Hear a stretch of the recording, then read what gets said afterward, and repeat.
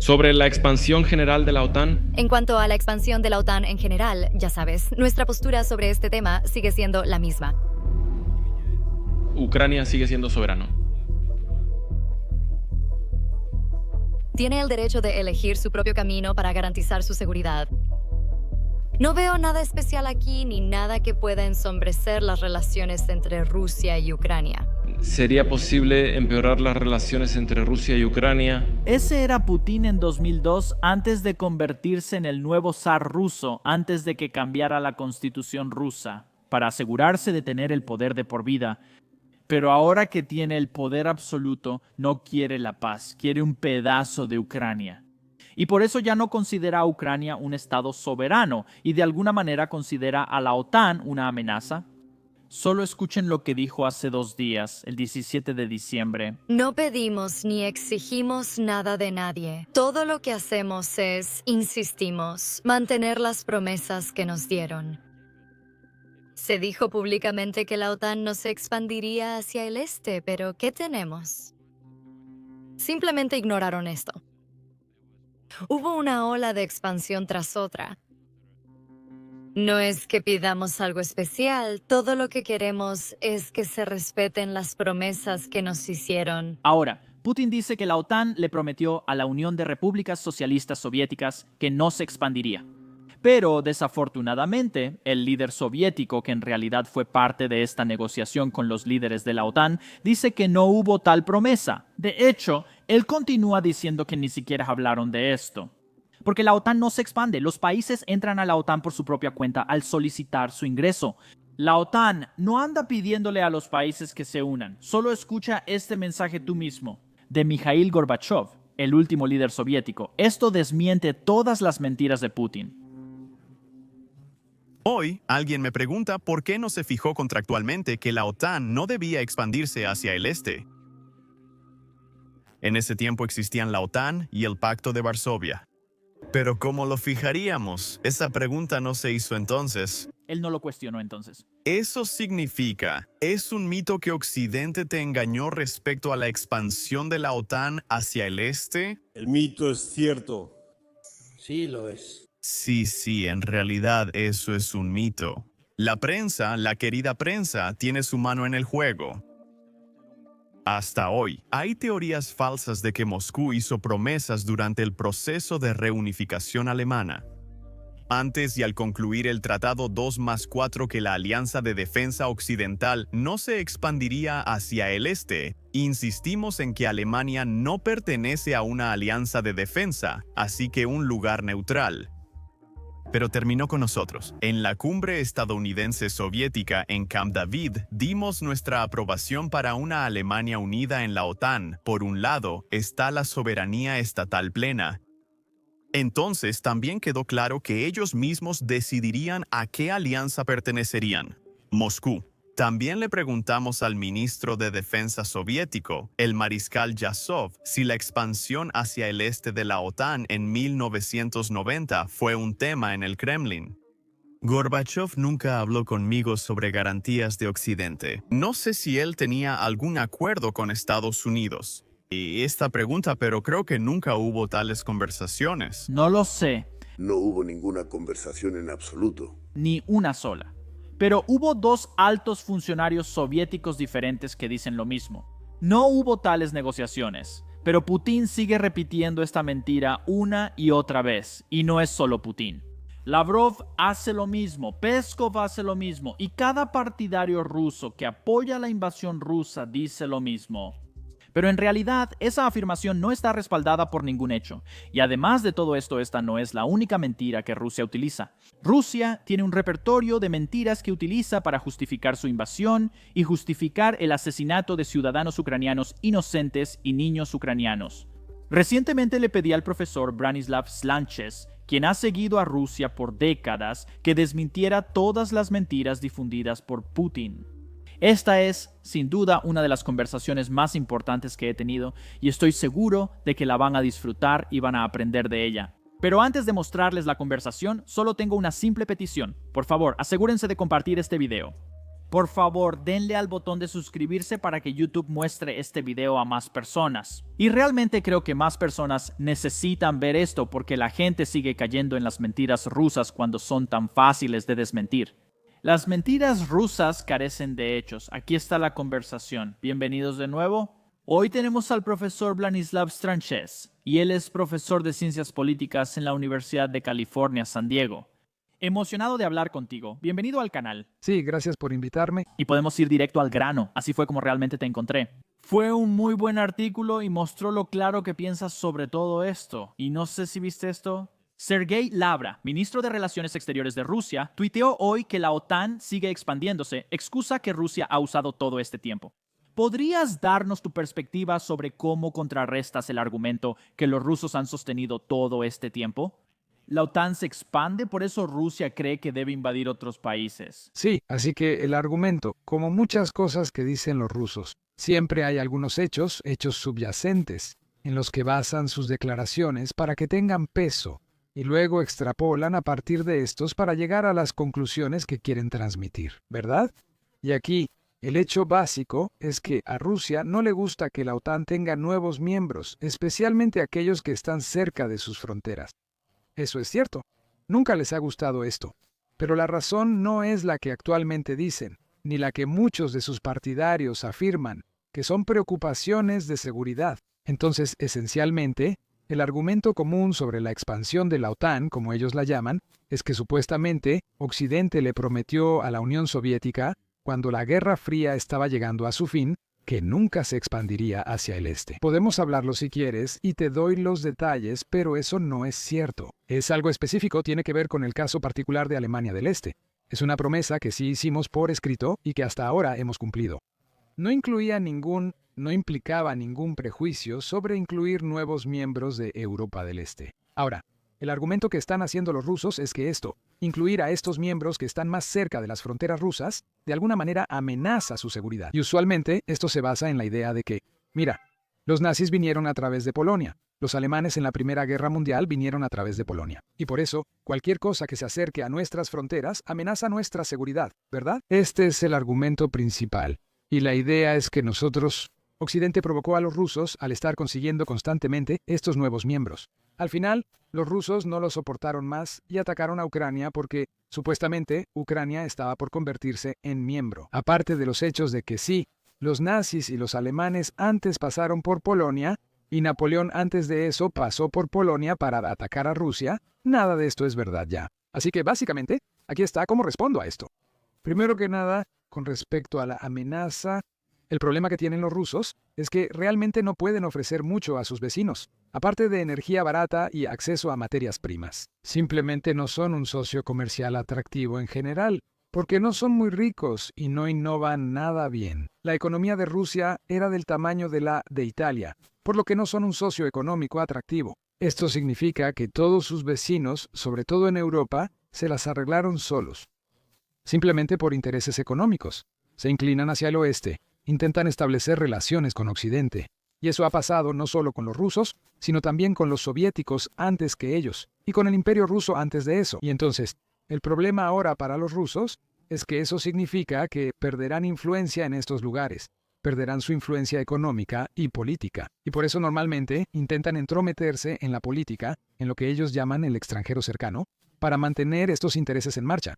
Hacen esto estableciendo relaciones que dependen de la energía barata, de la cual tienen abundancia, y de materias primas. Promueven intereses que fomentan estos vínculos, y luego financian la intromisión en la política. Así que lo que normalmente sucede es que cuando esta intromisión no funciona, recurren a las amenazas. Y como todos estos países a su alrededor son mucho más débiles, uno a uno en comparación con Rusia, todos están preocupados de que cuando llegue esta coerción, no podrán resistirla y tendrán que sucumbir ante estas amenazas. Así que su única oportunidad sí es básicamente encontrar una fuerza externa que pueda ayudarlos, una alianza externa que sería la OTAN. Así que lo que la gente llama la expansión de la OTAN no está impulsado por Occidente, por Estados Unidos ni nada por el estilo. Los vecinos de Rusia buscaban desesperadamente cómo protegerse de los rusos, ¿verdad? Al principio hubo mucha oposición, incluso cuando Europa del Este quería unirse a la OTAN. ¿Por qué deberíamos hacer esto? ¿Qué ganamos exactamente? Sabemos por qué quieren entrar. Pero la cuestión siempre fue por qué permitirles hacerlo. Ese fue el problema. Y hubo bastante debate en los años 90 sobre si debíamos hacer esto. Y esencialmente, la idea fue que nos inclinamos por un lado, como que esta es la manera de prevenir un posible revanchismo ruso. Básicamente, se busca revertir el veredicto de la Guerra Fría para evitar avances en Europa. Al sumar estos lugares a la OTAN, esperamos disuadir a los rusos y evitar sus acciones habituales. E incluso en esto, fuimos muy cuidadosos de admitir esencialmente a ningún miembro de la ex Unión Soviética. Solo 3 países bálticos, antes repúblicas soviéticas, fueron admitidos en la OTAN. Son un caso especial.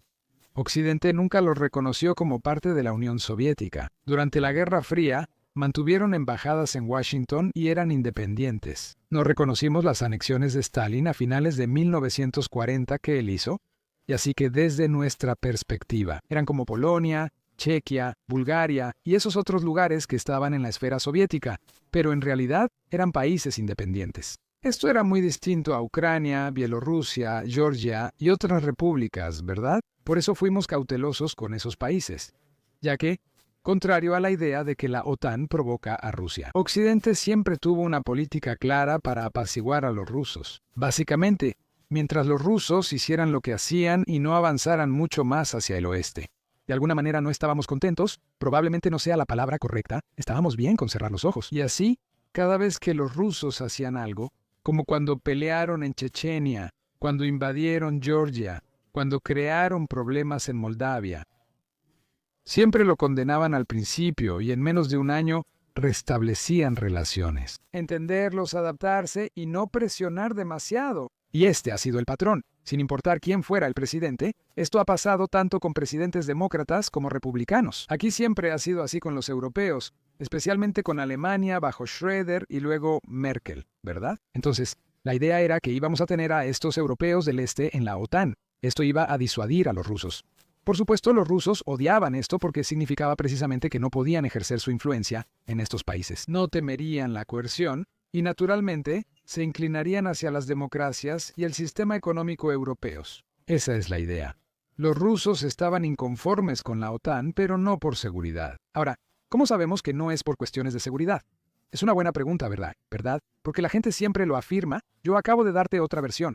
Sabemos esto por varias fuentes, en particular fuentes rusas, ante todo, los propios rusos. Cuando intentaron reformar su ejército en la década de 2010, por ejemplo, la manera en que reestructuraron el ejército es, básicamente, organizaron esto como una fuerza de despliegue rápido que se utiliza, muy útil para ser utilizada en el extranjero cercano, muy de cerca. No estaban preparados para una guerra masiva al estilo OTAN. A diferencia del ejército soviético, el ejército ruso no fue creado para combatir a la OTAN. Esto se debe a que entienden que la OTAN no es una amenaza tras el fin de la Guerra Fría. La OTAN es un posible adversario, pero no una amenaza real capaz de invadir o afectar a Rusia. Para esto, tienen armas nucleares, básicamente confían en disuadir a la OTAN de invadir Rusia. Confían en sus armas nucleares para lograr esto. Esto lo sabemos por una fuente interesante.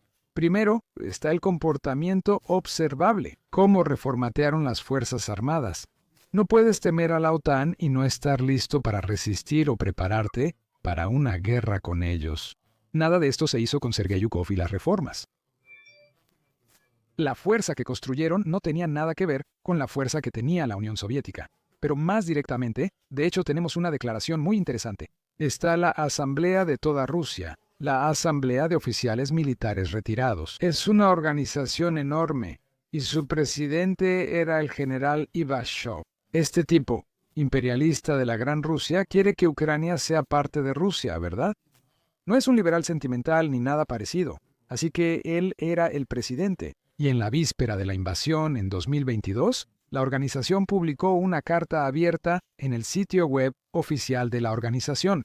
Una carta abierta en contra de iniciar la invasión. Unas semanas antes de la invasión, esto iba para todos y en la carta se criticaba. Ellos criticaron los supuestos motivos de la guerra en la que él, según dijeron. Y de nuevo, estos son los oficiales militares retirados en su propio nombre, en representación de la organización.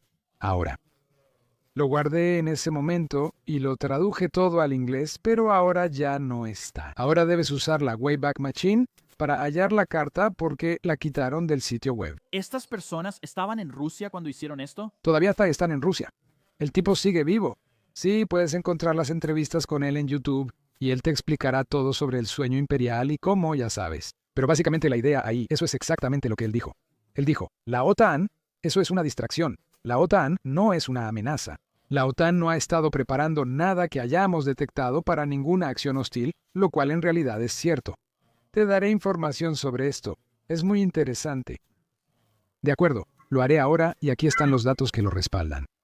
Antes de 2014, o sea, el último año de paz, por así decirlo, antes de la anexión de Crimea, si ves la cantidad de gasto de los países de la OTAN, especialmente los europeos, en lo militar, en promedio eran 1.5% del Producto Interno Bruto por debajo del objetivo de 2%. El gasto, ya sabes, hice una correlación para ver si se relacionaba con la distancia desde Moscú. ¿Qué tanto miedo tienes de los rusos? ¿Qué tanto te preocupa Rusia? No, no fue así. Está totalmente bien. El gasto no tenía ninguna correlación, ninguna. La línea de regresión era totalmente plana. Si gráficas distancia versus gasto militar. No. Pero ahora... Esto está en tu sitio web, ¿verdad? Lo mostraremos. Solo es para el editor. Asegúrate de mostrarlo. Lo puedes ver en ambos gráficos que menciono ahí. Y entonces, la idea ahí es simplemente que los europeos estaban aprovechándose del paraguas de seguridad proporcionado por Estados Unidos. Básicamente se habían desarmado más o menos, y por eso estaban haciendo negocios con Rusia. Estaban construyendo Nord Stream justo después de que los rusos invadieron Georgia. Los alemanes van con Nord Stream 1, luego van con Nord Stream 2. Sin problemas, ¿verdad? Siguen construyendo y restableciendo la relación, pero nadie hace nada. La OTAN es una alianza defensiva. ¿Quién invadiría Rusia y para qué? Esa es la pregunta que nadie puede responder. Porque cualquier cosa que necesitáramos de Rusia, como materias primas y energía barata, ellos igual nos la vendían. ¿Por qué alguien querría ir allá y conquistar algo? ¿Y ahora qué? Sin embargo, el gasto promedio ahora supera los 2, creo que son 25 si no me equivoco, y ahora hay una diferencia clara. Cuanto más cerca estés de Rusia, más gastas en el ejército. De hecho, en esta estimación sencilla que hicieron, cada 1000 kilómetros que te acercas a Rusia, aumenta tu gasto militar en 0,5% del Producto Interno Bruto. Así que eso es enorme. Es significativo, es muy significativo. Y esa es una reacción clara a la amenaza que representaban. Cuando la gente dice que la OTAN provocó a Rusia, invierte en la causalidad. ¿Los europeos realmente fingían que Rusia era un socio normal y no hacía nada? Solo cuando los rusos empezaron a actuar agresivamente, comenzaron a cambiar sus asignaciones. Y ahora claramente tienes una acumulación y tiene que ver esencialmente con disuadir más avances de los rusos hacia Europa. Esto también está relacionado con la supuesta promesa hecha a los rusos de que la OTAN no se expandiría ni una pulgada hacia el este. La idea ahí es que cuando la Unión Soviética... Podríamos ir ahí, pero quería volver a esa carta del exmilitar ruso. Sí, señor, sí. Sí. Entonces él enumera esto. Básicamente dice, tenemos esta idea de que de alguna manera la OTAN es una amenaza, pero la OTAN no es una amenaza, es un adversario. Podemos disuadirlos totalmente con nuestras armas nucleares. Esto es una crisis fabricada internamente. Así es como la llaman. Esto es básicamente, hemos fracasado en ganar los corazones y las mentes de los ucranianos con nuestro modelo de gobierno, porque nuestro modelo de gobierno ha fallado. Hay crisis demográfica, económica y otros problemas. Nadie quiere estar con nosotros, y estamos haciendo esencialmente lo que hemos hecho en el pasado, que es que ahora estamos tratando de obligar a otros a estar con nosotros. Él dijo que eso no funcionará. No puedes obligar a gustarles a las personas y no hemos dado una alternativa atractiva, y ahora vamos a intentar coaccionarlos. Y esto se va a volver en nuestra contra porque llegarán a odiarnos, básicamente, y vamos a perder esto a largo plazo. Va a ser un desastre. Es una carta muy perspicaz, o sea, básicamente expone exactamente la dinámica que ocurrió después de que comenzó esta invasión. Y él advierte, no hagan esto, será muy malo. También tengo traducciones, creo que he dado algunas en mi blog. Te puedo dar el enlace de la Wayback Machine si te interesa. Y para publicar esta carta es muy incisiva. Básicamente, hace un gran análisis y lo publica con su nombre en la Asociación de Oficiales Militares Retirados. Así que es algo importante. Así que lo tenemos de ellos. Y de nuevo, así que si pones la realidad de cómo ocurrió la expansión, la ampliación de la OTAN en este contexto, Está muy claro que la historia de que la OTAN está amenazando, de alguna manera, a Rusia, no tiene absolutamente ninguna base en la realidad. Dicen, rodeamos a Rusia con bases y tropas de la OTAN por todas partes. Bueno, en 2014, claro, teníamos bases. Tenemos bastantes bases alrededor del mundo. Obviamente, especialmente Estados Unidos, no solo la OTAN, sino Estados Unidos específicamente. Estados Unidos logró estacionar unos 300 soldados en países fronterizos con Rusia. Principalmente es personal de la embajada y similares. La gran mayoría de los despliegues estaban donde habían estado durante medio siglo. En Alemania, Italia y el Reino Unido, para Europa. Y luego tenemos algunos en Medio Oriente. Obviamente, por la guerra contra el terrorismo, la guerra global contra el terrorismo, y tenemos en el lejano Oriente, en el Indo-Pacífico, obviamente esto sería Japón, Corea del Sur, ¿verdad? Y así que no hemos cambiado ningún despliegue, y eso es el mismo Sivashov lo mencionó. La OTAN no ha tomado acciones, ni ha enviado tropas, ni creado nuevas capacidades. ¿De dónde surge la amenaza? ¿A qué estamos respondiendo exactamente? ¿Verdad? Y el problema es que algunos de estos argumentos que la gente menciona, como, los rusos están preocupados, vienen básicamente de una teoría en las relaciones internacionales. Esto es lo que dicen personas como John Mearsheimer, y gente como él les gusta mencionar esto. Eso es según la teoría. Todos se enfocan en su supervivencia y te preocupa lo que otros puedan hacer. La teoría dice que deberías preocuparte, por eso asumen que todos lo hacen. Pero esa es una cuestión empírica.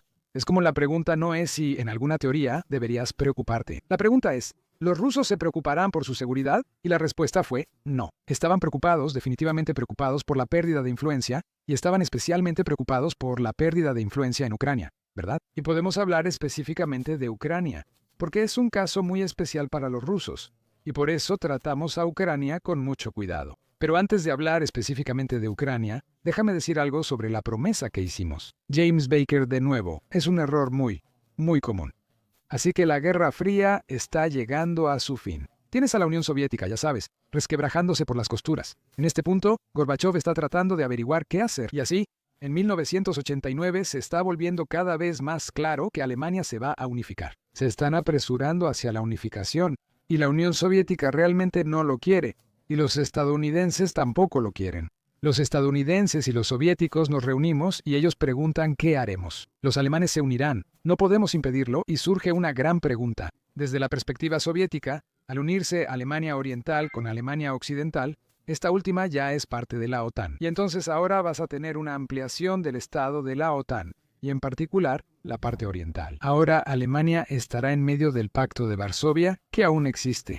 Y entonces, desde la perspectiva soviética, es como, bueno, esto podría potencialmente amenazar a Polonia y Checoslovaquia y estos lugares.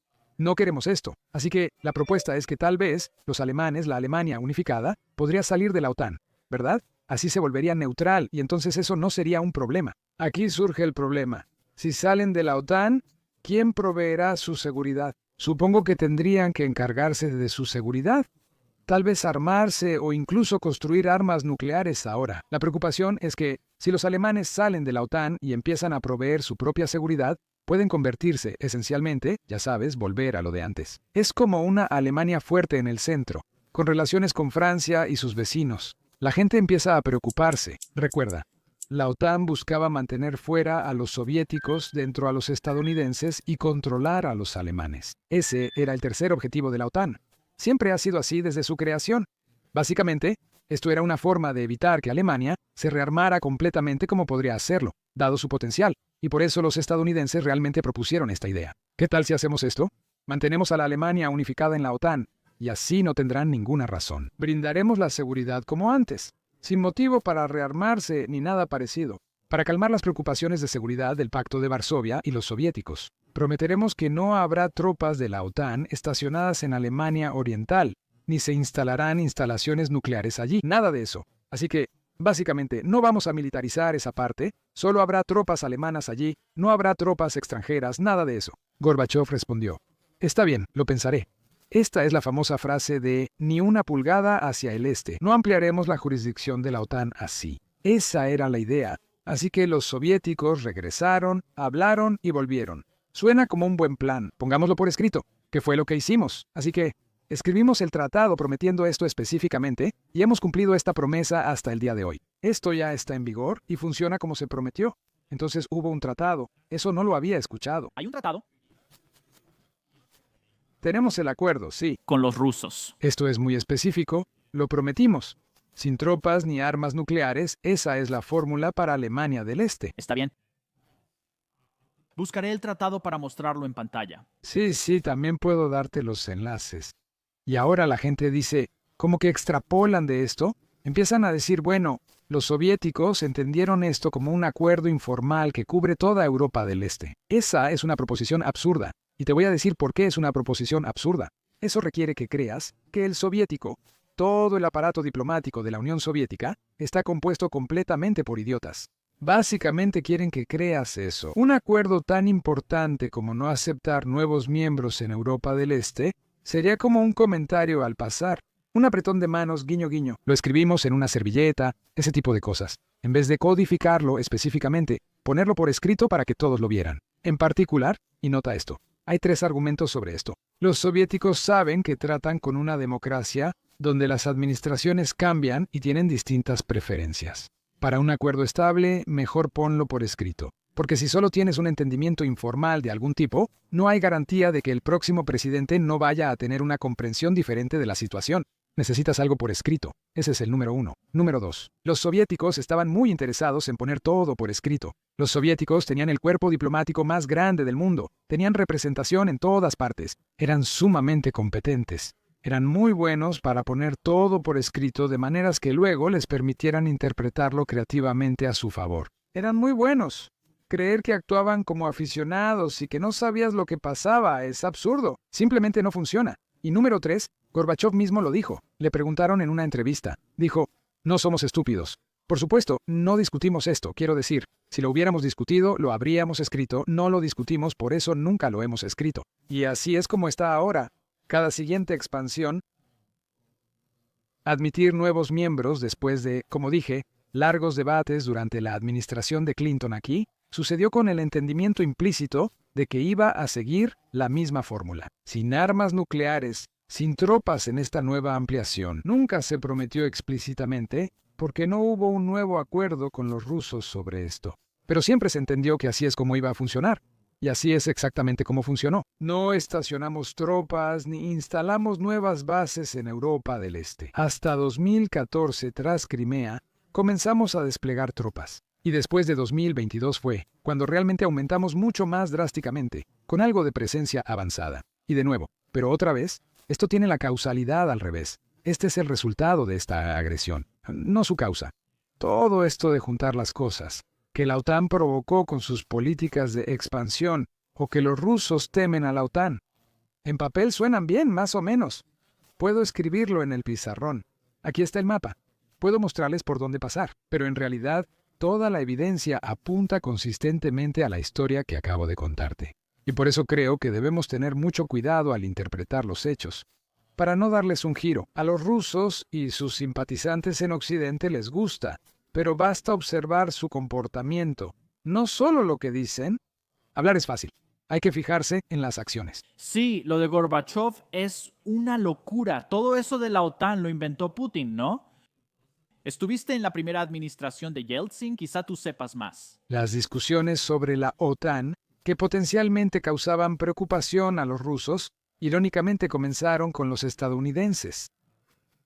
Estábamos muy preocupados sobre cómo tratar con los rusos desde el principio. Recuerden cuando Ucrania estaba discutiendo su independencia, nuestro propio presidente Bush fue y dio un discurso en Kiev al parlamento ucraniano y dijo, por favor no busquen la independencia. Ese es el famoso discurso de Pollo Kiev. ¿Independencia? ¿Mala idea?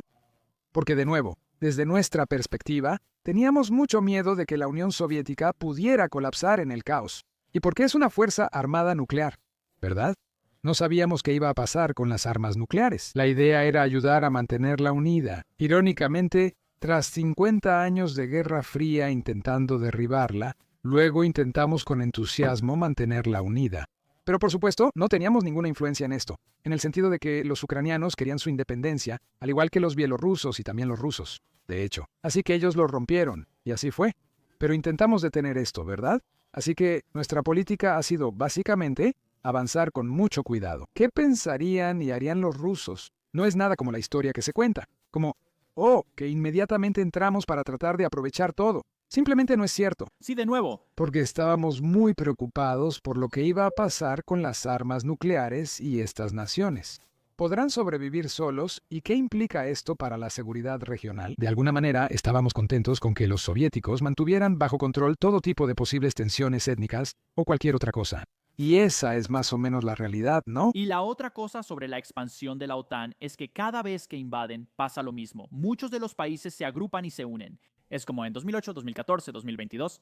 De hecho, estaba hablando con alguien en Suecia y no querían unirse a la OTAN para nada. En 2022 decían, debemos unirnos o podrían pasar cosas malas. Sí, esa es la lógica. Se asustan. En el momento en que los rusos empiezan a mostrar su poder, los vecinos se preocupan mucho y básicamente buscan algún tipo de protección. Suecia dejó siglos de neutralidad y se unió a la OTAN, como Finlandia. ¿Sabes? La neutralidad les funcionó muy bien, excepto que no funcionó para los ucranianos. En 2014 eran neutrales y los rusos anexaron Crimea. Correcto. Solo entonces abandonaron la neutralidad. Y un proceso similar está ocurriendo en Georgia, por supuesto, que también fue invadida, y en Asia Central y por allá. La dinámica es interesante, porque obviamente no van a unirse a la OTAN, pero tienen que establecer relaciones más cercanas con China, con la esperanza de que Putin no cruce a Pekín. Y hasta ahora, ese parece ser el caso. Ahora tengo muchas preguntas sobre los acontecimientos actuales, pero mencionaste Ucrania. Y Ucrania es un tema complicado, ¿verdad? Todavía estoy aprendiendo sobre la historia soviética, como que estoy investigando sobre eso. Y Crimea siempre ha sido, incluso después de la formación de Ucrania, Crimea ha sido algo sobre lo que los rusos no estaban seguros, ¿verdad? Estoy en lo correcto, ¿tú cómo lo ves? Sí, entonces Crimea en sí es algo interesante, porque obviamente fue conquistada a los otomanos, ¿verdad? Luego los rusos, la emperatriz. De hecho, ella hizo que extranjeros construyeran la ciudad. No había rusos ni ucranianos en Crimea específicamente. ¿Sabes? Odessa durante mucho tiempo hubo un montón de extranjeros que la construyeron. Y luego, hacia mediados del siglo XIX, muchos de los extranjeros empezaron a irse, especialmente después de la guerra de Crimea. Luego los judíos empezaron a irse por los pogromos, y entonces muchos rusos y ucranianos se mudaron allí. Lo que ocurrió fue que al formarse la Unión Soviética, Crimea pertenecía a Rusia, no a Ucrania. Sin embargo, estaba muy atrasada y los rusos no la desarrollaban. Es muy pobre. Khrushchev, tras visitar ahí, quedó escandalizado por lo horrible que era y básicamente se dio cuenta de que las únicas personas que podían desarrollarla serían los ucranianos, porque están justo al lado, ¿verdad? Decidieron dejar en manos de Ucrania el desarrollo de Crimea. Los ucranianos no estaban contentos, pero el Comité Central lo decidió y así lo transfirieron. Los ucranianos empezaron a desarrollarlo y quedó bajo responsabilidad del Partido Comunista de Ucrania. Tuvieron éxito, ¿verdad?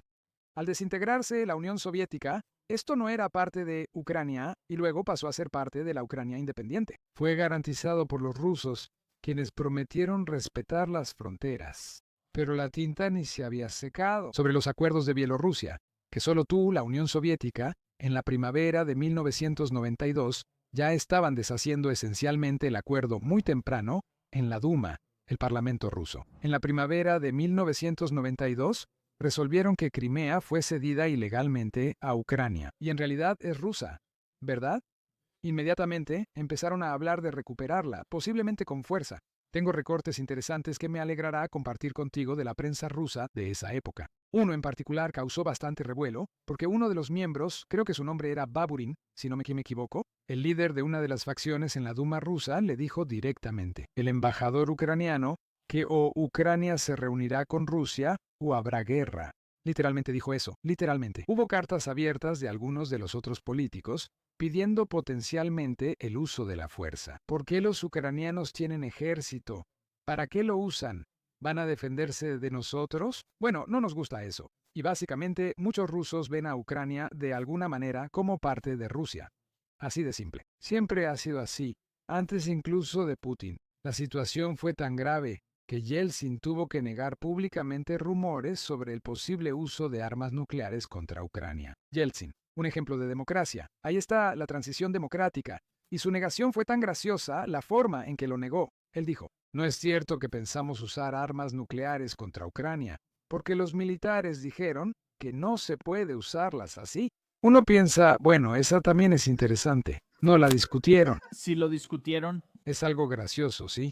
Y entonces, cuando ocurrió este escándalo, con la amenaza esencialmente de que habrá guerra a menos que Ucrania permanezca unida a Rusia. Yeltsin ni siquiera lo negó, como que no expresaron una opinión fuerte al respecto. Eso ocurre porque gran parte de la élite rusa seguía siendo revanchista y no aceptó el resultado de la Guerra Fría. Eso privó a los rusos de ese estatus mundial, esencialmente de superpotencia, porque Rusia no es la Unión Soviética. La gente sigue olvidando esa parte. Es potencia nuclear, no superpotencia. Sí, es una potencia nuclear, pero no es una superpotencia. Y esa tensión siempre ha estado ahí, siempre ha existido. Putin, por ejemplo, no se le ocurrió esto de repente en 2014, incluso cuando era alcalde de San Petersburgo. De archivos alemanes tenemos una conversación suya con un diplomático alemán, donde él decía, es imposible explicar al pueblo ruso la pérdida de Ucrania, especialmente Crimea. Ningún gobierno ruso podrá hacer esto. Esto tendrá que cambiar, ¿verdad? Debían ser cautelosos al decirlo y hablarlo, porque también sabemos por encuestas en Rusia que la población rusa, cuando todavía había encuestas libres, que la población rusa no quería anexar ni apoderarse de Ucrania. La gran mayoría, 2/3 de los rusos, apoyaban la idea de tener dos estados independientes en una relación muy cercana entre sí. Ese es exactamente el mismo número que tenían los ucranianos. Ellos también querían relaciones cercanas con Rusia, pero querían ser independientes, no querían ser parte de Rusia. Y eso fue cierto durante todo el periodo. A veces, algunos gobiernos ucranianos comentaban sobre unirse a la OTAN. No había absolutamente ningún apoyo para esto antes de 2014 en Ucrania. A la población no le importaba esto, no le veían sentido. Otra vez, hay millones de ucranianos que tienen familia en Rusia, y muchos ucranianos viven en Rusia actualmente. Podían moverse libremente de un lado a otro. Desde su perspectiva, no había razón para empeorar esto, escalarlo o crear un problema. Como mencioné, los rusos en general estaban de acuerdo, pero las élites pensaban diferente. Había bastante revanchismo entre las propias élites.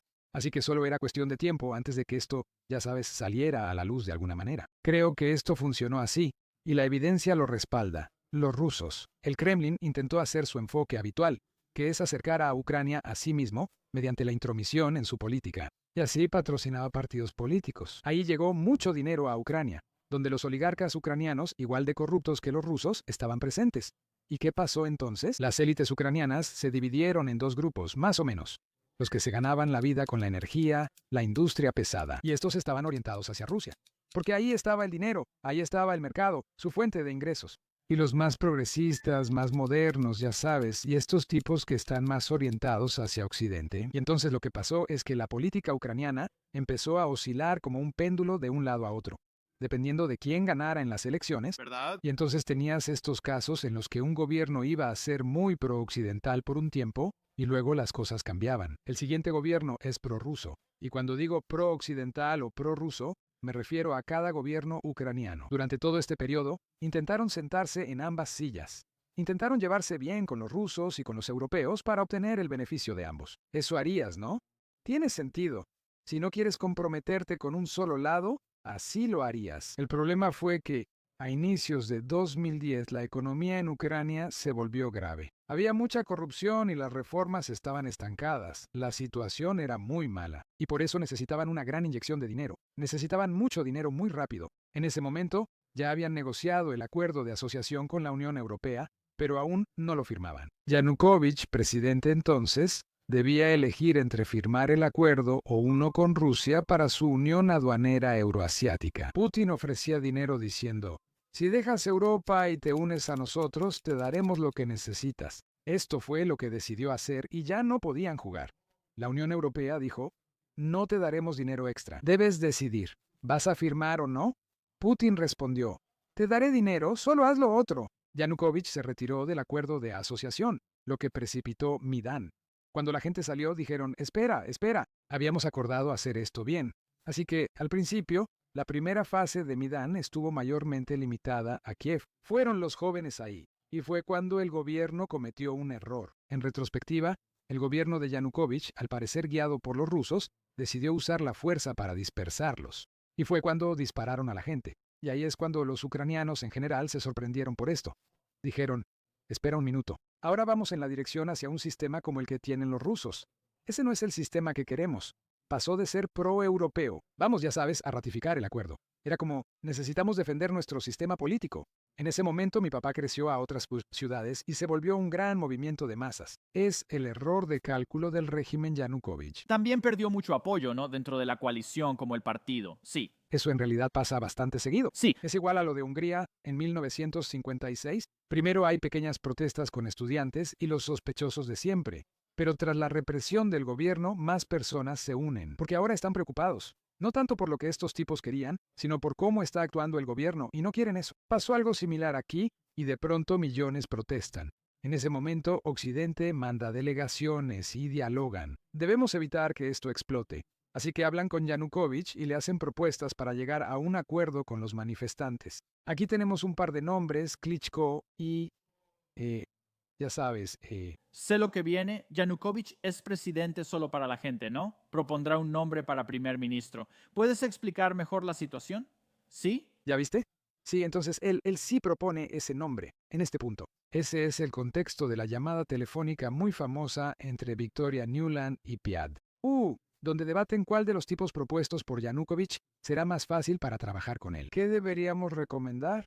En esta llamada, ella también está molesta con la Unión Europea porque está retrasando las cosas. No está ayudando. Y resulta que parte de la razón por la que no está ayudando es porque algunas de las personas que habían sido enviadas por la Unión Europea, miembros del Parlamento Europeo, por ejemplo, estaban en la nómina de los rusos y saboteaban todo porque ellos les decían qué hacer. Kovich, no hagas un trato, mantente firme, ya sabes, te respaldaremos en esto. Yanukovych básicamente no quería, creo, seguir reprimiendo a los ucranianos. Simplemente no lo haría de nuevo. Eso es muy similar a otro caso con la revolución iraní, cuando se animó al Shah de Irán a usar la represión, y él simplemente se negó a hacerlo. ¿Y Yanukovych también? Creo que, después de ver lo que pasó inicialmente con estas, ya sabes, 100 personas que fueron asesinadas en Dan perdió el apetito por esto, y entonces decidió optar por el compromiso. ¿Verdad? Así que negociaron esto. Pero luego empezó a temer que esto no iba a terminar bien para él, así que huyó. Y en este punto, no hay un gobierno en funciones, así que la transición es básicamente que el Parlamento se reúne y hacen una votación en la que el propio partido de Yanukovych votó a favor. Básicamente sí, él huyó, ya no está ahí, necesitamos a alguien más. Así que votaron en su contra, esencialmente su propio partido, porque necesitaban formar un gobierno, y entonces formaron un gobierno que inmediatamente fijó la fecha para una nueva elección. Así que pueden rehacer esto correctamente y poner un nuevo gobierno en su lugar. Y es en este momento cuando los rusos activaron sus planes para Crimea, ¿Verdad? así que se habían preparado con mucho cuidado para esto, probablemente durante años, de hecho. Así que simplemente ya tenían fuerzas preposicionadas ahí. Por supuesto tenían las bases, así que tenían al ejército ahí. Habían infiltrado bastante, fuertemente, las estructuras de poder locales en particular. Gran parte de la marina ucraniana se unió a los rusos cuando ocurrió esto. Y entonces tienes caos en Kiev, donde el nuevo gobierno está tratando de averiguar cómo organizar elecciones y qué hacer. Simplemente sería muy difícil organizar una resistencia. Y así, los agentes de los rusos toman el control del parlamento en Crimea y a punta de pistola exigen un referéndum que se organiza. Por supuesto, el referéndum no es libre. Produce este resultado absurdo de que, de repente, todos quieren unirse a Rusia. ¿Por qué es absurdo? Porque tenemos el resultado real de una pregunta similar de apenas unos meses antes. Habían realizado estas encuestas en toda Ucrania, en las que les preguntaban a los ucranianos, ¿apoyas convertirte en parte de Rusia? Preguntaban esas cosas, y lo sabemos. Desde 2013, la última encuesta que incluyó Crimea mostró que el mayor porcentaje fue cerca del 41% de crimeos que respondieron afirmativamente. Queremos unirnos a Rusia, aunque no somos mayoría. Fue el porcentaje más alto en Ucrania. En Lugansk fue alrededor de, creo, 30 o algo así. En Donetsk fue 25. Luego bajó drásticamente a un solo dígito al ir hacia el centro y oeste. Y de nuevo, tengo esto, también tengo los datos para esto. Y así que sabemos con certeza que cuando se preguntó libremente y la gente pudo expresar su elección libremente, el 41% en Crimea dijo que sí. Queremos unirnos a Rusia. De repente produjeron, no recuerdo cuántos, más del 90% quería ser parte de la Federación Rusa. Es un disparate. Por eso nadie reconoce el referéndum. Pero además, no sé si lo recuerdo correctamente, pero creo que solo tenían dos opciones. Era como volverse independientes o unirse a Rusia. No tenían la opción de como, Eso es otra cosa interesante. Sí. Todos los referéndums, los llamados referéndums que organizan los rusos, siempre tienen la pregunta, ¿quieres volverte independiente? Siempre hacen esto. Pero hay una razón para ello. Según la Constitución rusa, no pueden anexar territorios que pertenecen a otra persona. Así que primero, tienen que reconocer legalmente la independencia de estos territorios y luego actuar, anexarlos. Hicieron exactamente lo mismo con Donetsk y Lugansk. Recuerda, lo primero que hicieron antes de la guerra fue reconocer su independencia para después anexarlos. Hicieron lo mismo con los supuestos referéndums en Jersón y Zaporilla, donde también preguntaron sobre esto. Así que eso es solo una peculiaridad legal de la Constitución rusa. Primero tienes que ser independiente, para que luego puedan anexarte. Así que esta idea y esto, algunas personas, como Mirshama, por ejemplo, siempre les gusta señalar. Nunca tuvieron la intención de anexarlos. Reconocieron la independencia, lo cual es absurdo. Es solo un paso necesario para la anexión, ¿no? Como hicieron exactamente lo mismo con Crimea. Y así fue ahí. El primer ministro lo dijo después. El mayor error de su vida fue escuchar a los europeos, porque Merkel le dijo que no intentara usar la fuerza para lidiar con Crimea. Nosotros los europeos te ayudaremos a resolver este problema. Y de nuevo, si los ucranianos tenían la capacidad para lidiar con esto, no lo sé militarmente, dado que ya tenían presencia rusa, entonces era bastante fuerte. No lo sé, pero ni siquiera lo intentaron. Así que este es un caso interesante que cuando esto estaba sucediendo, cuando ocurrió la anexión, escribí una serie de artículos. Puedes encontrarlos en mi sitio web académico sobre lo que va a pasar después. Lo envié a Foreign Affairs, lo envié a muchas publicaciones y nadie quiso tocarlos, por eso se quedaron en mi sitio web. Dije, nadie ayudará a Ucrania a recuperar Crimea por la fuerza, y ellos tampoco podrán. Así que Crimea ya se perdió. Sin embargo, lo que va a pasar ahora es que los rusos van a usar exactamente la misma táctica para el sur y el este de Ucrania.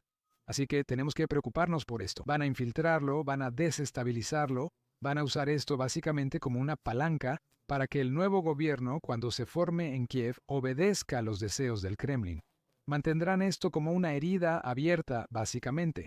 Así que si no escuchan, aumentaremos las tensiones. Habrá combates ahí y si se portan bien, bajaremos un poco a los intermediarios. Van a hacer esto hasta que el gobierno ucraniano regrese a la política adecuada que desea el Kremlin. Entonces dije, aquí está el problema. Usarán el pretexto de siempre. Defender a los hablantes de ruso y a los rusos étnicos. Siempre usan lo mismo. Siempre protegen. Sí, siempre protegen a alguien. Solían proteger a los cristianos en el Imperio Otomano, igual interviniendo en conflictos e intentando iniciar guerras. Así que eso es. Esto es interesante. Putin tiene muchas similitudes con Pedro el Grande y lo admira. Creo que es cierto, y otros podcasts de historia también lo afirman. Ese es otro podcast, porque la similitud es, interesante, porque Pedro el Grande es conocido como él, la persona que devolvió a Rusia los territorios que había tenido, Perdido. el gran reunificador. Así que Putin, sí, Absolutamente se ve a sí mismo. Tendremos un podcast en el futuro, así que asegúrense de suscribirse. sí. Y entonces la idea ahí es que los rusos van a seguir este tipo de política. Y escribí en ese momento, lo pueden encontrar en mi sitio web, está fechado. Creo que fue en marzo, antes de que pasara eso en el este de Ucrania, y dije, está bien. Entonces, si van a hacer esto, creo que es muy probable que los ucranianos resistan en lugar de capitular ante los rusos. Esa era mi suposición. Y de nuevo, me estaba basando. Parte de eso se basa en que, viví en Ucrania durante 4 años, viví en Kiev cuando todavía era parte de la Unión Soviética en los años 80. Y sí recuerdo, ya sabes, lo que la gente decía cuando salías de Kiev y te dirigías hacia el oeste. Yo estaba apenas empezando la escuela, como la primaria. Para mí, yo no entendía, y en ese momento me parecían cosas ridículas, como ver a estos ucranianos atrasados. No comprenden a los rusos civilizadores, porque así te enseñan. Solo después dices, espera, esto era lo que en realidad querían decir. Recuerdo algunas de esas actitudes y también estuve un tiempo en Mariupol, antes llamada Saidanov, una ciudad cerrada. Y por eso es interesante recordar algunas de estas actitudes. Y luego, ¿qué fue lo que mis padres me contaron sobre cuándo? Como la mayoría de nuestros amigos eran ucranianos, hablamos de su actitud y lo que comentaron. Pensé, está bien, los ucranianos se resistirán. ¿Y entonces qué pasará? Probablemente no tengan la capacidad de resistir por sí mismos. Y entonces, eventualmente provocarán. La resistencia provocará. Los rusos notarán que su estrategia falla y entrarán por la fuerza, dejando a Ucrania luchando sola contra ellos. Y dije, está bien, tenemos que hacer lo correcto. Eso pensé. Desde nuestra perspectiva, si te importa la posible democracia y que Ucrania no caiga bajo el dominio ruso, y ayudar a los ucranianos en su búsqueda de autodeterminación, lo adecuado era poner tropas occidentales en el este de Ucrania, ya que son las únicas a las que los rusos tal vez duden en disparar. Y recalco, tal vez. No estoy seguro de que lo hagan. Es muy arriesgado. Dije que nadie en Occidente está dispuesto a hacerlo. Es una locura. Los ucranianos nunca lo van a pedir. Ellos mismos no quieren hacer esto. Así que eso queda descartado de inmediato. Dije que, al no haber opción correcta, debemos hacerlo honorable y decírselo a los ucranianos. Ustedes están solos, así que será mejor que lleguen a un acuerdo con los rusos. Lo más probable, ¿Verdad? y yo dije, no vamos a hacerlo honorable tampoco. Lo que vamos a hacer es lo que siempre hacemos. Vamos a decir que te apoyamos y haremos todo tipo de grandes declaraciones. Y cuando llegó el momento de la verdad, Sheffield los abandonó. Así como abandonamos a los kurdos más recientemente, abandonamos a los alemanes del este, abandonamos a los checos, abandonamos a los húngaros, abandonamos a mucha gente de esta manera. Así es como a menudo hacemos las cosas. Así que dije, eso es todo. Probablemente eso es lo que va a pasar. Es porque van a creer que no estarán solos. Es más probable que los ucranianos resistan, y esto eventualmente provocará. El plan ruso fallará. Los rusos invadirán con fuerza y habrá una guerra. Dije, lo primero que va a pasar, sin embargo, es que van a haber una tierra de nadie. Básicamente, una zona gris en el este de Ucrania, donde los rusos no la van a reclamar, pero los ucranianos no van a poder controlarla. Igual que en Osetia del Sur, Abjasia o Transnistria en Moldavia. Es el mismo manual, ¿no? Y eso es exactamente lo que pasó. Los rusos intentaron implementar su manual. Tenían a personas como Wirkin y esos tipos infiltrándose. Básicamente, fueron financiados por los rusos, les dieron armas, fueron entrenados por los rusos. Reclutaron a muchos lugareños y fueron a Odessa, Kharkov, Donetsk y Lugansk. Y trataron de tomar el control, básicamente, de la administración central y conseguir que parte del aparato de seguridad local los ayudara. Fueron expulsados de Odessa con algunas pérdidas de vidas. Como la gente sabe sobre este caso, es el más famoso. Pero también fueron expulsados de Kharkov, aunque sí lograron establecerse en Kramatorsk, Sloviansk y en particular en Donetsk. Y es cuando los ucranianos lanzaron lo que ellos llaman la operación antiterrorista, ¿verdad? Usaron la fuerza para expulsar a esos tipos, que entonces eran solo maleantes. Recién armados por los rusos, empezaron a perder terreno muy rápido, y en ese momento, los rusos intervinieron con tropas reales. Quitaron las insignias y demás. Pero sabemos de qué unidades y partes del ejército ruso vinieron. Llegaron con los tanques pesados, con la artillería pesada, y fue entonces cuando infligieron las dos derrotas a los ucranianos. Bolsova es la famosa que llevó a los acuerdos de Minsk I y II, ¿es cierto? Y en esos acuerdos, Yulo-Visk-Debolsev. Estas son las dos batallas cruciales que los ucranianos perdieron. Así que decidieron, está bien, vamos a congelar esto tal como está ahora. No podemos expulsarlos ahora que los rusos los apoyan, así que hagamos un alto al fuego. Ellos aceptaron. El acuerdo, básicamente, es que debe haber suficiente seguridad en estas áreas para que puedan realizar elecciones libres. Las elecciones serán según la ley ucraniana y definirán el estatus de esos territorios.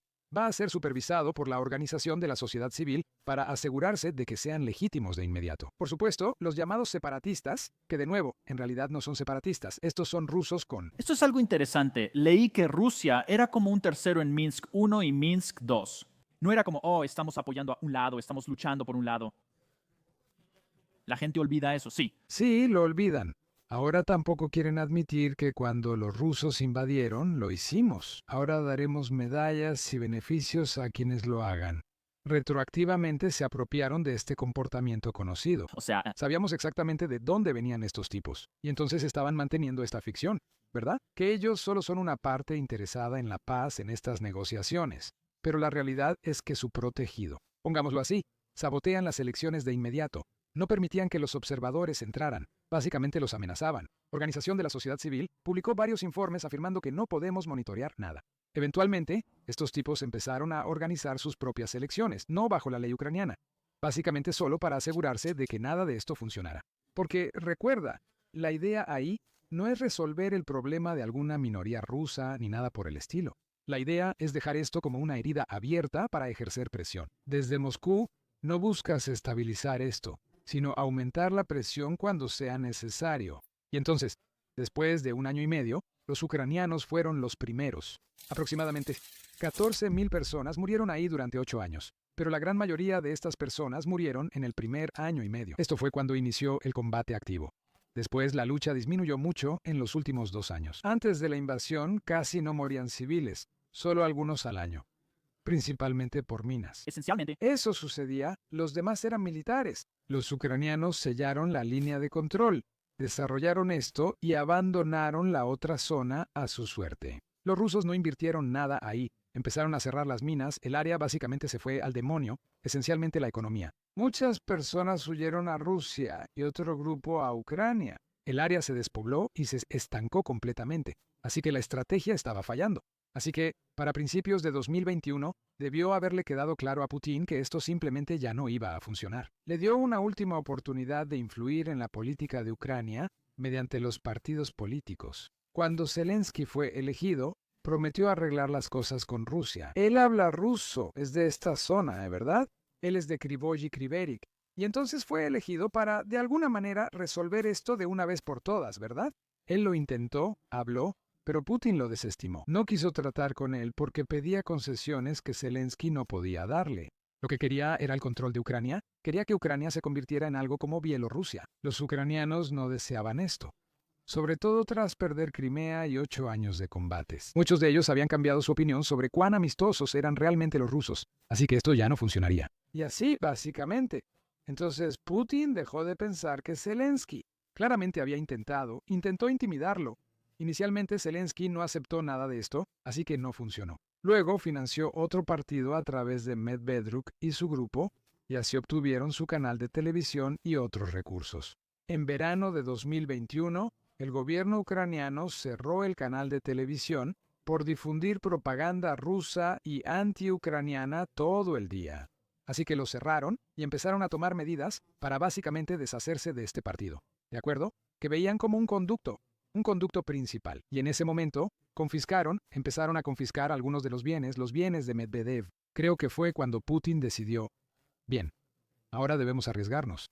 Se acabó el intento de ejercer presión manteniendo Donbass, ya sabes, en un estado de caos. Eso fracasó. No logré que los ucranianos lo hicieran voluntariamente. Mi intento de crear una quinta columna fracasó. Eso es todo. Los ucranianos, de manera decisiva, esencialmente, parecen estar girando hacia Occidente de forma más decidida. Así que la única manera de mantener a Ucrania en la esfera de influencia rusa es una invasión total. Aquí planeaban una blitzkrieg, claramente esperaban una guerra corta y victoriosa. La razón es porque, contrario a lo que dice la historia revisionista, algunas personas, como Angela Merkel, dicen que Minsk fue usado deliberadamente para dar tiempo a los ucranianos a prepararse contra los rusos. Tras Crimea no actuamos. Solo enviamos cobijas y algunos misiles Stinger. La primera administración de Trump les dio algunos Stingers y jabalines. Pensábamos que si los rusos actuaban, sería como una guerra de guerrillas, ya que nadie soporta su embate, ¿verdad? Tienen la famosa idea de tomar Kiev en 3 días. Esa era la evaluación de los militares occidentales, por lo que los rusos pensaron que estarían en Kiev, quizá no en 3 días, pero sí en una semana. Creo que buscaban repetir lo de Crimea en 2014.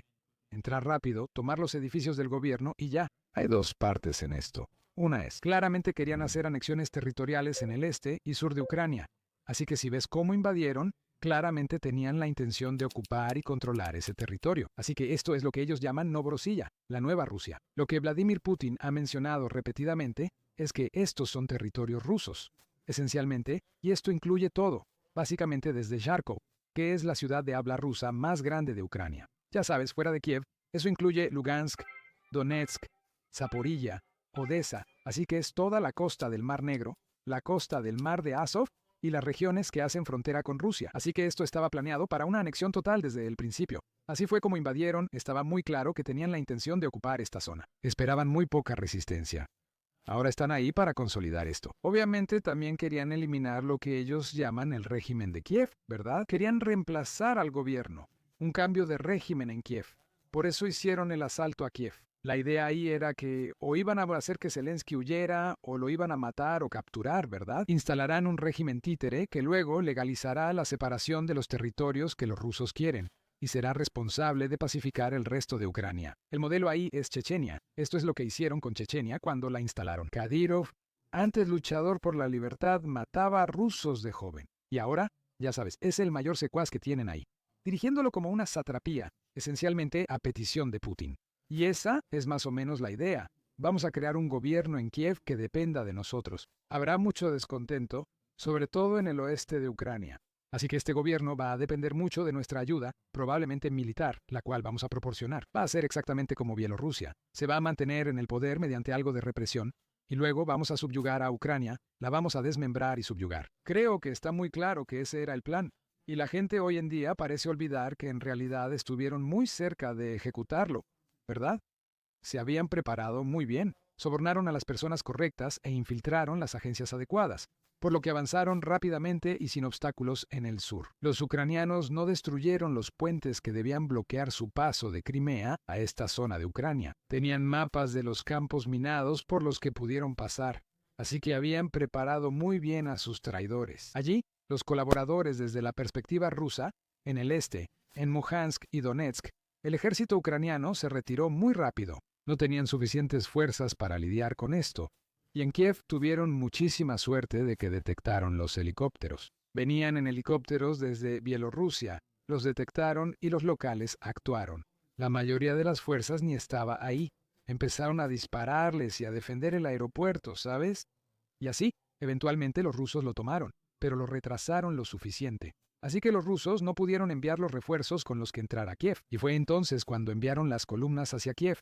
Y ahí fue cuando los ucranianos pudieron pedir refuerzos. Y lograron detener a los rusos en las puertas de Kiev por sí mismos, irónicamente, más o menos en las mismas líneas donde los soviéticos habían preparado las fortificaciones contra los nazis. Para luchar contra los nazis, tuvieron que reutilizar algunos de estos lugares. Y entonces, para decirte, en ese momento, cuando empezó, pensé que mi predicción se haría realidad y los abandonaríamos. Y aquí me equivoqué. Porque cuando Biden era presidente, todos estaban excluidos, los ucranianos y Occidente, y él decidió que no dejaría que Ucrania cayera, y él organizó la respuesta europea. Creo que los europeos probablemente no habrían respondido de esta manera si no hubiera sido porque Estados Unidos lideró, esencialmente proporcionando el respaldo a su respuesta. Sabemos esto porque cuando los ucranianos se acercaron, los alemanes dijeron que esperaran unos días. Veamos cómo se desarrolla y con quién tratar. ¿Quién está en Kiev? Todos esperaban que Zelensky huyera y el gobierno cayera, y que solo los ucranianos por sí solos lucharon solos al principio hasta que detuvieron a los rusos. Entonces los europeos aceptaron. Quizá ahora haya una oportunidad y deberíamos apoyarlos porque los ucranianos pueden lograrlo. Y por eso la gente olvida que los rusos estuvieron peligrosamente cerca de cumplir con el Blitzkrieg. No estuvo tan mal organizado como a la gente le gusta pretender. En retrospectiva, fui a algunos de estos lugares cuando los ucranianos pelearon. Todavía puedes ver lo cerca que estuvieron del centro de Kiev. Sí, es una locura.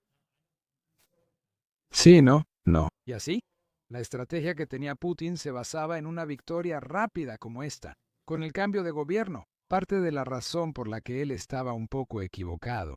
Así que las expectativas se cumplieron en esta parte del sur. Por ejemplo, exactamente como lo habían planeado, pero creo que también subestimaron cómo reaccionarían los ucranianos. Curiosamente sabemos que el FSBA había realizado encuestas en Ucrania antes de esto, porque por supuesto lo hicieron, tratando de averiguar. Preguntaron a los ucranianos cómo responderían si los rusos invadieran para liberar Ucrania. ¿Los verías como invasores, libertadores o neutral? Y no fue la mayoría de los ucranianos la que dijo que los trataría como invasores. Incluso entonces lo que los rusos en realidad dijeron es que tampoco los tratarían como libertadores. Por cierto, si ves esto, no esperes que te reciban con flores. Tu propia encuesta te está diciendo esto, pero la encuesta tenía otra pregunta.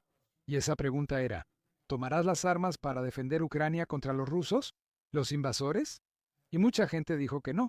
Y creo que en eso básicamente confiaban los rusos. O sea, quizá no nos reciban con flores, pero no pelearán contra nosotros. Y de hecho, por cierto, hoy en día se hacen encuestas muy similares en Europa, y la gran mayoría de los europeos dice que no defendería su país. Siempre les digo que no hagan esas encuestas tontas. Respondes a una hipótesis desde la comodidad de tu casa. No es que alguien esté en tu país intentando tomar tu casa y matar a tus hijos. Vas a pensar muy diferente si esto sucede. Es una hipótesis muy tonta para preguntarle a la gente. Pero bueno, eso fue lo que preguntaron. Y muchos ucranianos dijeron que no. Pero, ya sabes, en esos primeros días desesperados, cuando el gobierno básicamente abrió el almacén y dijo, a cualquiera que quiera un arma, le vamos a dar un arma. Vengan y defiendan Kiev. Defiendan su patria.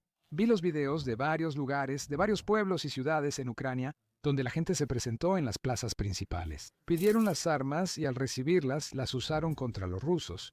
No avanzaron hacia Kiev para derrocar a su gobierno. Y esto es cuando escribí. Otra cosa que escribí muy temprano, en marzo, es que mientras los rusos avanzaban hacia Kiev, dije, creo que Kiev no caerá. La razón por la que creo que los ucranianos eventualmente ganarán esto Es porque cuando la población consiguió armas, fueron a luchar contra los rusos, no contra el gobierno, y como resultado, no puedes derrotar a toda una población. Eso simplemente no va a funcionar. Así que dije, ahora nos espera una guerra muy larga porque probablemente detendrán a los rusos, pero esto no va a terminar tan fácilmente. Y dije, vamos hacia un escenario de Guerra Fría Segunda, donde Europa ahora tendrá que separarse de Rusia.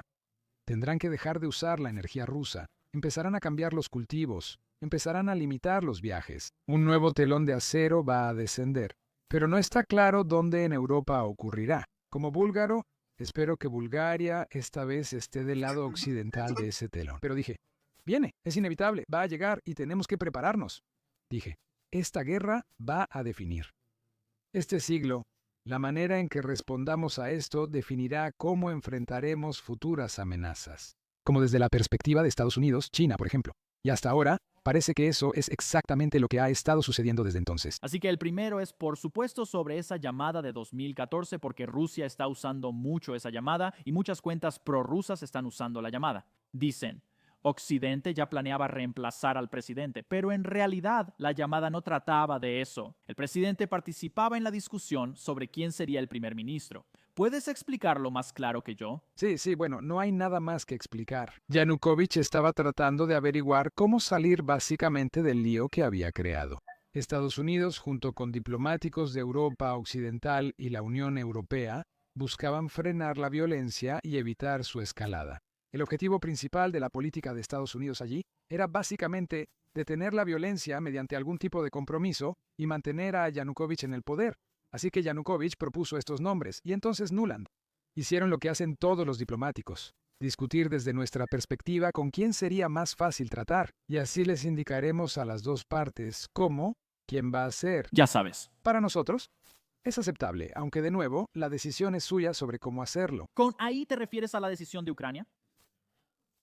Sí. Es una decisión ucraniana frecuente. Esto es literalmente lo que hacen los diplomáticos, tratar de averiguar con qué personas interactuar y cómo hacerlo.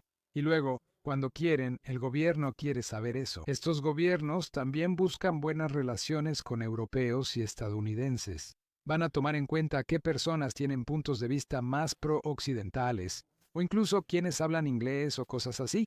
Así que estas son conversaciones totalmente normales. No tiene nada que ver con que estemos patrocinando un golpe de Estado, que estemos pagando a manifestantes. Eso es una tontería que la gente difunde, es una completa locura, y ese es el contexto.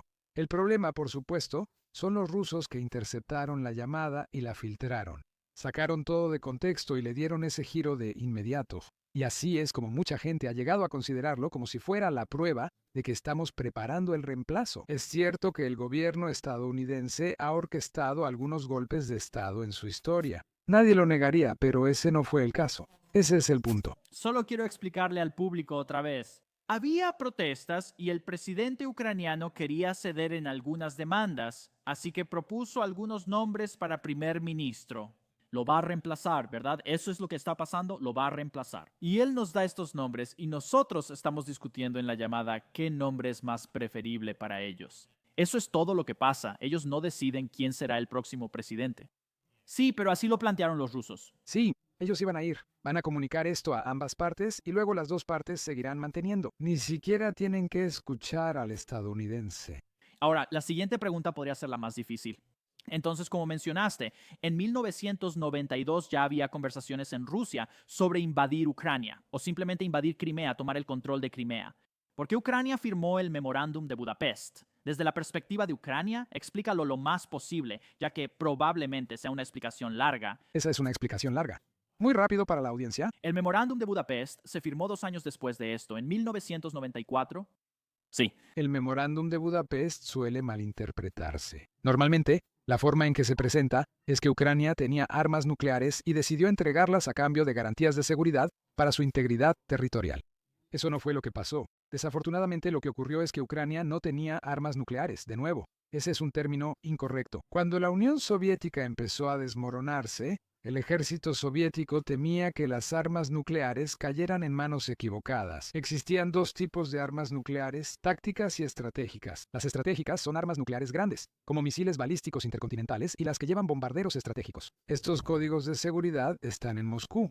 y los ucranianos no pueden acceder a ellos. Quizá después logren descifrar los códigos y operarlas, pero no tienen control real sobre esas armas. Las armas nucleares tácticas son otra historia. Hay miles en Ucrania. Y eso es antes de que empiece la independencia. Un año antes, el ejército soviético traslada estas armas nucleares de Ucrania y otros lugares a Rusia para evitar que caigan en manos equivocadas. Para cuando ocurren estas discusiones, ya no hay armas nucleares tácticas en Ucrania. Solo quedan armas estratégicas y algunas plataformas de lanzamiento, como bombarderos estratégicos, para los que los ucranianos no tienen capacidad operativa, no tienen los códigos ni nada por el estilo. Así que lo que esto significa es que cuando Ucrania entra en estas negociaciones, en realidad no tiene armas nucleares. Podría construir una en el futuro, ¿verdad? Claro que tiene el conocimiento. O sea, Ucrania también era el lugar donde construían los cohetes y esas cosas. Así que claro, pero no tienen armas nucleares. Ciertamente no tienen control de nada, ¿verdad? Y de nuevo, no son las pequeñas, son las grandes, ya sabes. Lanzas el misil balístico intercontinental que va al espacio y luego baja. No puedes lanzarlo a unos cuantos kilómetros de distancia. Desde nuestra perspectiva, buscamos que renuncien al potencial de tener armas nucleares. Y parte del problema es ese. Si no hacen esto, se convertirán en una fuerza potencialmente nuclear que en realidad no es una fuerza nuclear. Esa es una situación muy peligrosa, porque entonces los rusos tendrán un gran incentivo para intervenir. Para desactivar esto por la fuerza, tal vez atacando primero, ¿verdad? Esto se llama así. Se llama así. En la literatura sobre disuasión, esto se llama ventaja de primer ataque, es decir, atacar primero. Tengo una posibilidad razonable de desactivar todo tu arsenal nuclear, y así no podrás responderme. Y entonces, cuando tienes una capacidad nuclear no operativa como los ucranianos, o tienes muy pocas armas nucleares, eres muy vulnerable a esto cuando tu adversario tiene muchas, como los rusos.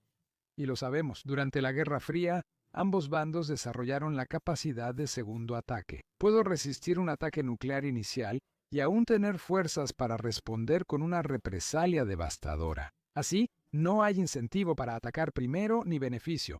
Esa es la idea de destrucción mutua asegurada. Así que aquí vas a poner a Ucrania en una situación muy mala, en la que no tiene armas nucleares, pero podría conseguirlas. Y por eso es muy peligroso cómo los rusos podrían tratar esto, ¿verdad? De hecho, podrían iniciar el uso de la fuerza bajo el pretexto de que están evitando que Ucrania se vuelva nuclear, y verán mucha simpatía por esto en todo el mundo. Así que eso es parte del razonamiento, y los ucranianos, ellos entienden esto, lo entienden, que no tienen nada. No es como que si nos atacan ahora podamos defendernos con armas nucleares. Así que el punto es que cuando negocian esto, realmente no tienen mucho con qué negociar. Están en una situación vulnerable y reciben un trato pésimo. Todo el memorándum de Budapest fue esencialmente una farsa, y ellos lo sabían otra vez. Así como los soviéticos no eran tontos cuando negociaron sobre la OTAN, los ucranianos no eran tontos cuando negociaron Budapest. Tenían una posición muy débil y obtuvieron un compromiso muy débil, de hecho era tan débil. Una de las personas clave que lo negoció, el presidente anterior, cuando se firmó. Su comentario fue, esto no nos da nada. Si los rusos, literalmente, él dijo, si los rusos entran mañana a Crimea, nadie los detendrá. Ellos lo sabían, simplemente no podían hacer nada al respecto. Y así que el hecho es que sí, los rusos, ya sabes, lo vendieron. Blair y Clinton, ellos por supuesto lo vendieron. Como si fuera un logro. Y garantías de seguridad. Pero ese es un memorándum en el que realmente nadie garantizó mucho de nada. Debemos recordarlo al hablar de esto. ¿Por qué? Ellos aceptaron. Los ucranianos sabían que enfrentaban estos problemas con los rusos. Por eso intentaron negociar algo que ayudara, pero estaban en una posición débil. Estoy seguro de que había otra parte donde la economía ucraniana sufría más que la rusa tras la disolución soviética. El 60% del Producto Interno Bruto desapareció o algo así en los 90, sí, eso probablemente influyó, ¿no? Donde decían, queremos comerciar con el mundo, sí, queremos comerciar con el mundo. Dijimos, si haces esto, nosotros, Estados Unidos, te daremos mucho dinero. Ya sabes, Para invertir en tu economía. Absolutamente, eso era más o menos lo que ellos... La ganancia inmediata estaba ahí. ¿verdad? Finalmente lo lograron perfectamente. Creo que lo dejaremos hasta aquí hoy porque tengo noticias recientes, así que lo haremos de nuevo. Y encontré esto y supe que sería un gran podcast, porque los tweets que escribes, y estos no son como carnada para interacción, son realmente tweets educativos. Incluso después de 3 años de esta invasión, más de 3 años, sigo aprendiendo cosas de las que no había escuchado. Así que voy a poner el enlace de tu Twitter aquí abajo y definitivamente vayan a verlo. ¿Hay algo más que deba enlazar? No, digo, Mi blog, mi sitio de blog es slanshow.org. También pondré ese enlace, pero creo que usas más Twitter. Sí, mucho más activo en Twitter.